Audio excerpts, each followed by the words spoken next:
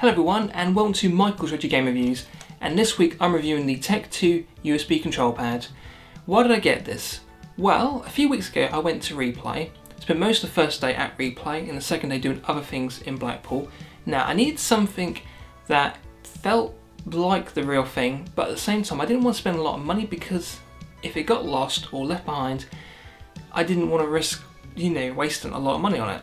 So this was the perfect compromise, I think. Now, initially my first impressions was it feels kind of cheap, but after playing it for a while I don't think that anymore. The body of it has this weird matte effect. Now at first I thought, that feels kind of strange, but after using it for a while I noticed that it's got a really nice grip to it and it sits firmly in your hand. It ain't going anywhere. The USB lead, if you're using it with, let's say, a desktop or a laptop, it's perfectly long enough.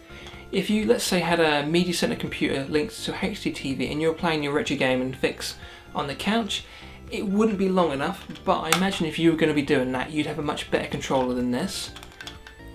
And onto the buttons.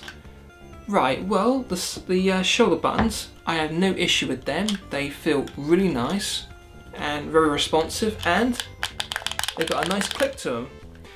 And the D-pad, I can't complain about it. It's responsive and it's got, yet again, that nice click to it, as you can hear each one of them buttons clicking. These start and select, they're kind of a foam buttons, but I don't mind them. And yeah, they're fairly responsive. Now the only criticism I have is these buttons. I noticed when I first got them, they weren't quite as responsive.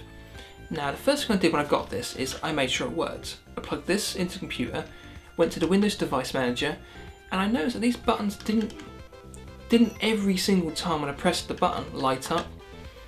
But I think I put it down to the fact that it's a new controller and it needed to be broken in, so I broke it in.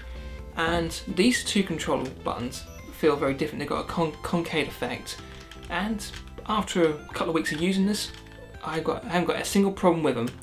They work every time without fail, and they've got a nice satisfying feel. With these, however, you can't just tap it like that. You need to actually press it.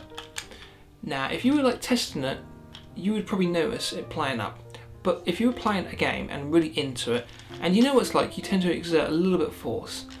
You know what it's like, when I was playing a game, I'll be honest with you, I didn't really notice. I mean, just before this review, I was playing Super Street Fighter 2 Turbo on an emulator for the NES, and I'll be honest with you, I've got no complaints with this now. After a couple of weeks, it's well and truly broken in, and these buttons are pretty responsive. My only complaint is these two buttons, because of the way they're designed, you do have to press them, and I mean really press them. But apart from that, it's a fairly solid, decent controller. It's perfect if, let's say, you had a laptop and you're traveling about and you don't want to lose a decent control pad, nor do you want to use a converter and risk losing the controller that was attached to it. This is the perfect compromise. It's cheap, it feels like the real thing, and it does the job. So it gets the thumb approval. I want to thank you for watching, and I'll see you next time.